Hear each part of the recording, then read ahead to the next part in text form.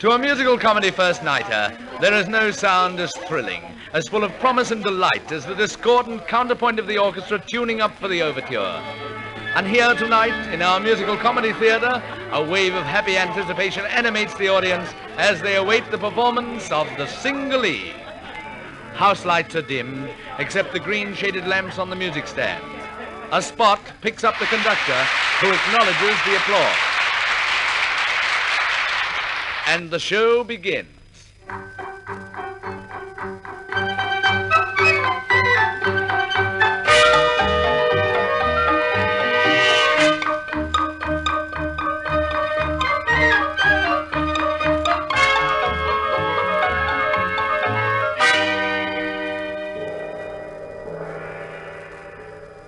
A chorus of subdued but delighted oohs and ahs greets the rise of the curtain and the exotic decor of the Cingalee's first act.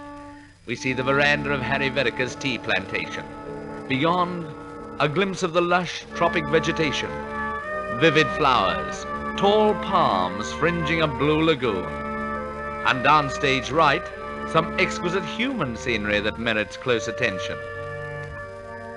A group of slim, slow-eyed Cingalees, the native tea girls employed on the plantation, are waking from their noonday siesta. They begin to apply themselves picturesquely to the important business of tea, tea, tea. We're four young ladies whose pleasant trade is to make tea all the day long. At dawning daily we get up gaily and take our tea very strong. At noon together in sunny weather we sip our tea in the shade. And then it's splendid when work is ended to chat while tea's being made. We're very gay, working away when we have our tea in the morning, tea in the evening, tea in the afternoon.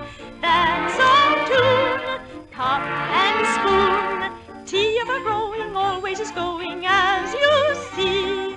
And there's nothing yet invented so incomparably scented as our tea, tea, tea. Tea in the morning, tea in the evening, tea in the afternoon. That's our tune, cup and spoon. Tea ever growing always is going, as you see. And there's nothing yet invented so incomparably scented as our tea, tea, tea.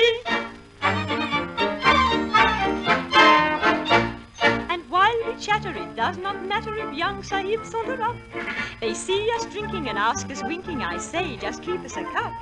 They grow quite witty and call us pretty, but we don't find it amiss. And one will tell us, now don't be jealous, you all may give me a kiss. We often say, oh, go away, but they come to tea in the morning, tea in the evening, tea in the afternoon. That's our tune. Kiss and spoon, that is the flavor they seem to favor, so do we. For the pretty little misses like a lot of sugared kisses in their tea, tea, tea. Tea in the morning, tea in the evening, tea in the afternoon. That's our tune, kiss and spoon, that is the flavor they seem to favor, so do we. For the pretty little misses like a lot of sugared kisses in the tea, tea, tea.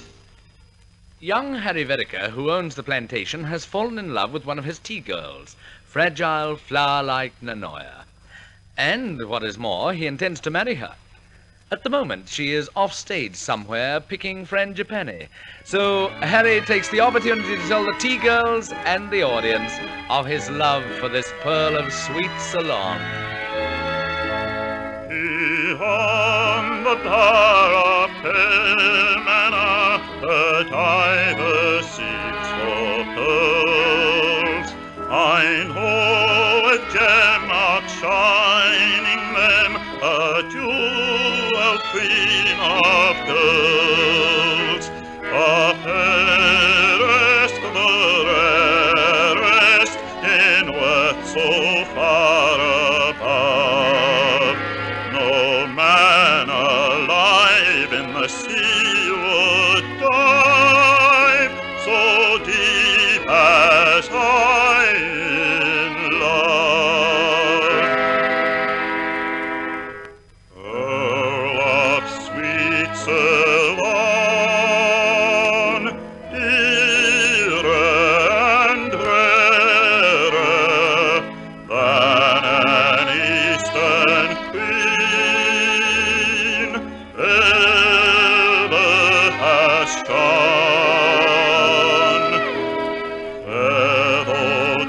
times have been.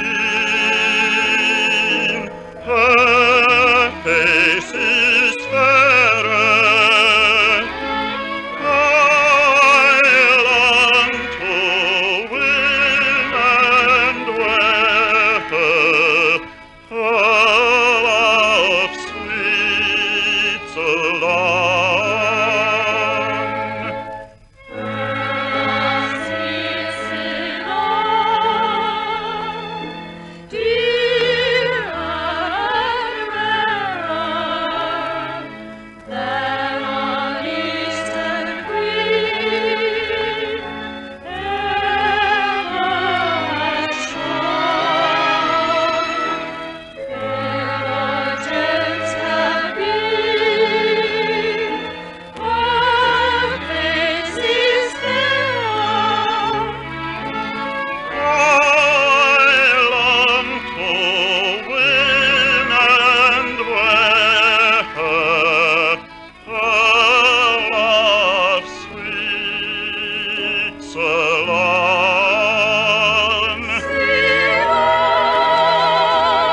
Ceylon.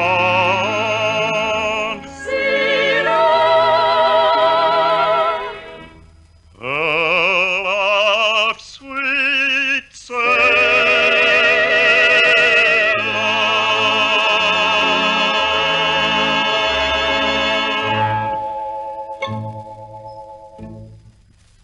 But in musical comedy, as in life, the course of true love is subject to interference, and Harry's romance is no exception.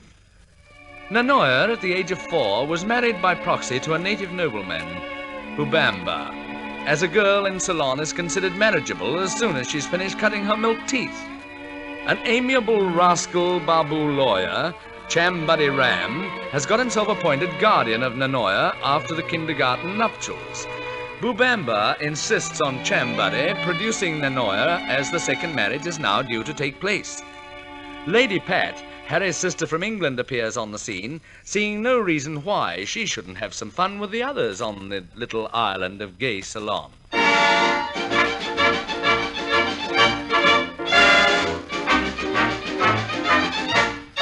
Oh, what an isle where nature's smile is never dim or chilly. Yes, it is not so bad a spot, but not like Piccadilly. Temples are there whose age and their antiquity evinces. Nobles who trace their lofty race, the 1500 princes. Shall I proceed their names to read, No, thank you.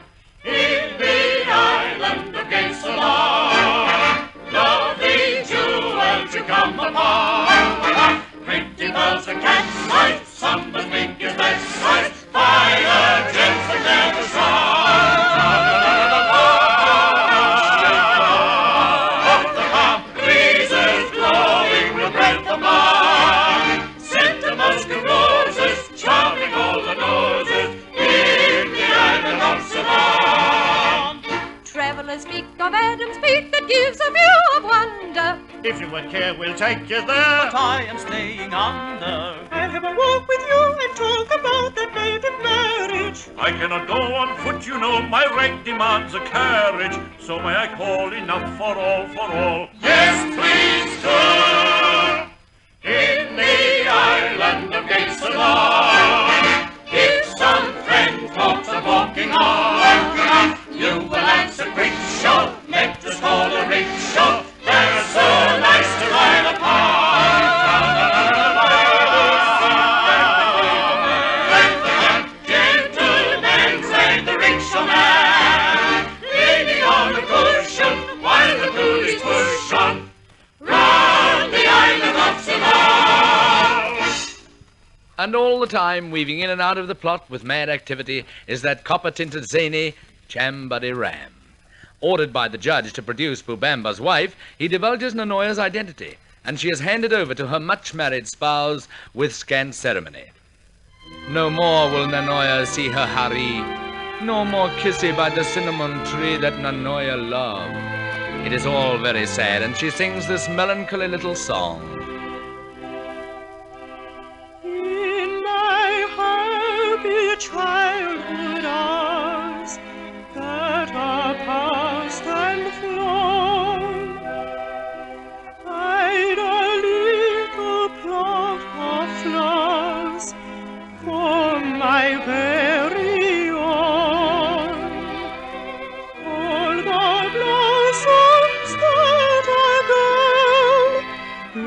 lips to look upon. But my garden's pride and pearl was my cinnamon,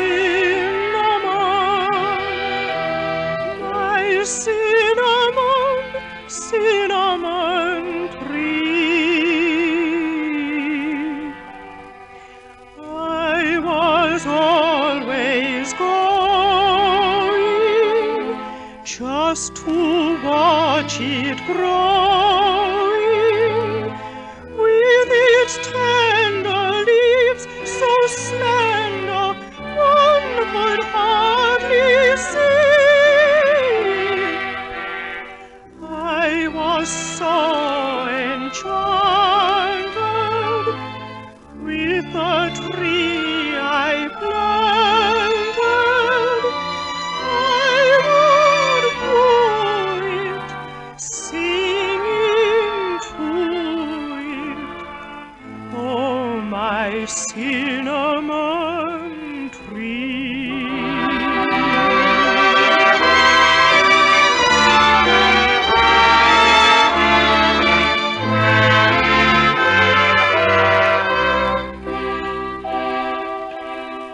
Now I'm wiser, if you please, for I found out this: there are men as well as trees that are good to kiss, and a word of love from you to my heart has gone, sweeter than the breeze that blew through my cinnamon,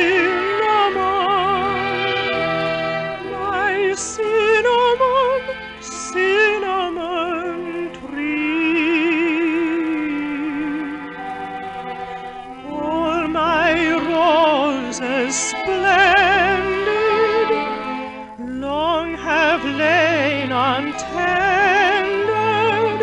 Sun will harden nor garden, no more till by me.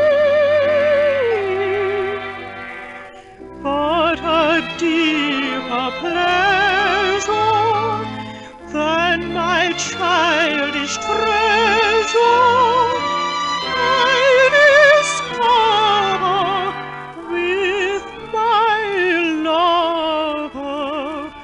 You're my cinnamon tree, my cinnamon, cinnamon tree.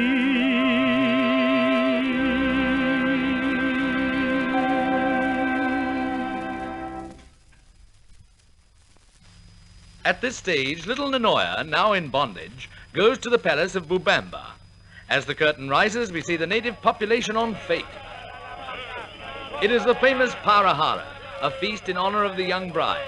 We hear the excited shouts of Bubamba's followers and the even more excited shrieks of Bubamba's wives as the palace guards frisk them for lethal weapons.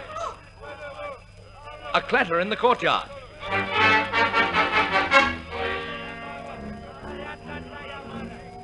As Lady Pat enters in a rickshaw. Though the makeup department have done a fine job, isn't there something familiar about the face of the native between the shafts? Why, it's Harry Vereker. And at grave risk to life and limb, Harry is here to snatch from the jaws of matrimony his little Nanoya, his dear little Cingalee.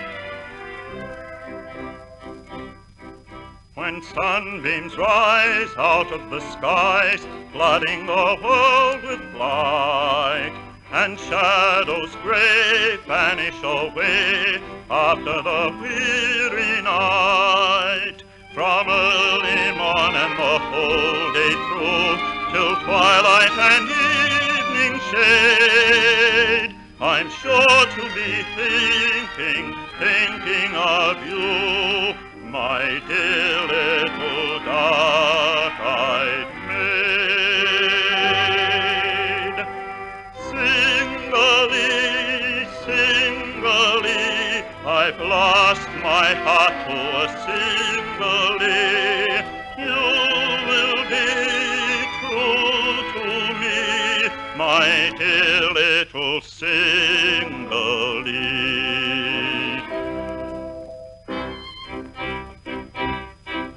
When day is done, proudly the sun sings from his throne on high. The evening breeze, wooing the trees, murmurs a lullaby. Then stars come out in the deepening blue as visions of daytime fade. And I begin dreaming, dreaming of you, my dear little dark-eyed maid. Cingalee, Cingalee, I've lost my heart to a Cingalee. You will be true to me, my dear little Cingalee. My dearest, my Cingalee.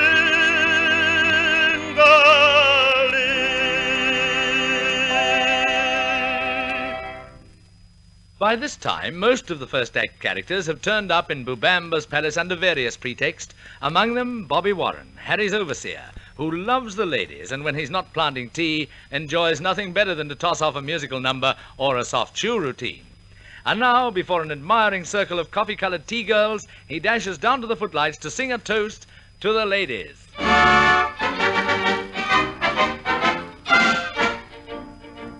Now gather girls from near and far, wherever you may be. I never cared how close you are, so don't mind squeezing me. I feel that life is full of charms if I can live like this.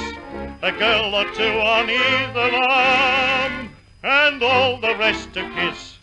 When you are feeling blue and broke, who is it thinks it's all a joke? It's the ladies, the little ladies, for they look so sweet and smart that they captivate my heart at their glances. It's simply dances. Oh, there's nothing in the world for me but girls. It's the ladies, the little ladies, for they look so sweet and smart that they captivate my heart at their glances. It's simply dances. Oh, there's nothing in the world for me but girls. The part I like, Bert, play it again, please. I like to trot a girl about in London, I confess, although she's always is without a pocket in her dress. I love it when a lady pops her little arm in mine to take her down to Marble Arch, to tea or have some wine. I had some money long ago, where's it gone to? I don't know. It's the ladies, the little ladies, for they look so sweet and smart that they captivate the heart at their glances. Simply dances. Oh, there's nothing in the world for me but girls. But the palace plot to liberate Nanoya comes to a climax at last. Aided and abetted by Chambuddy Ram, Lady Pat persuades Bubamba to let the captive Nanoya ride in Harry's rickshaw. Rickshaws are more popular in Ceylon than taxis, and much more fun, as you're allowed to whip the driver. But little does Bubamba suspect the deception. With rare geniality, he dispatches Nanoya on her joyride.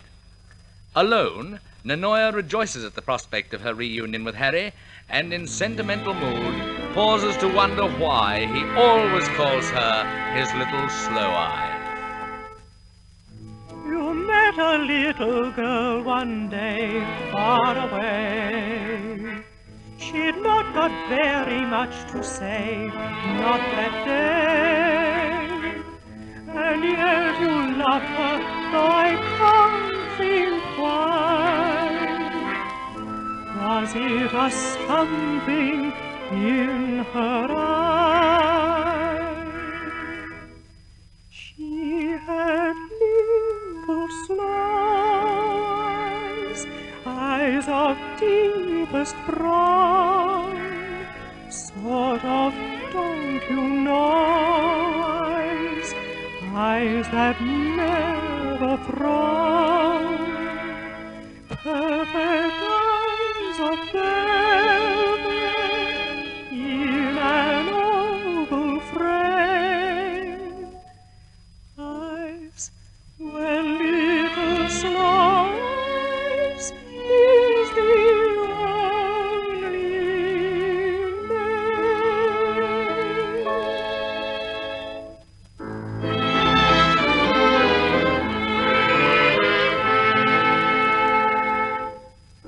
You kissed that little girl one day, just in play.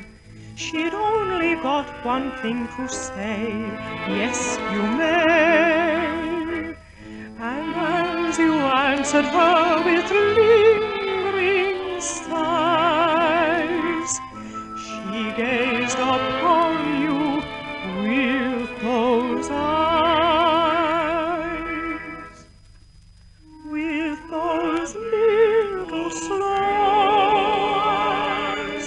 eyes of deepest brown, sort of golden eyes, eyes that never frown, perfect eyes of velvet in an oval frame, eyes where little slice is the only name.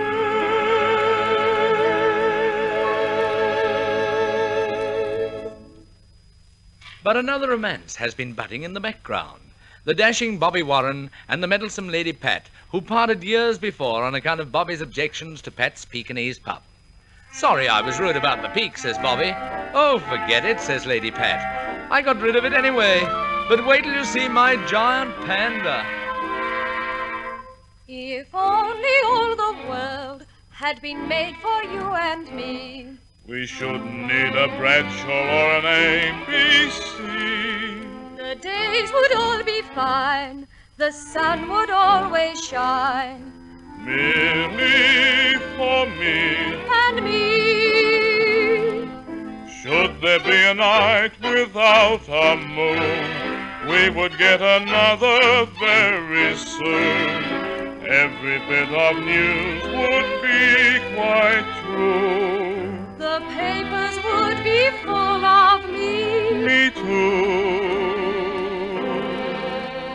If you and I and you upon this little world would be the only two. We live and high above, the stars would sing a lullaby. But you and I and you upon this little world are not the only two. And so you see, we ought to be quite glad there's even you and me.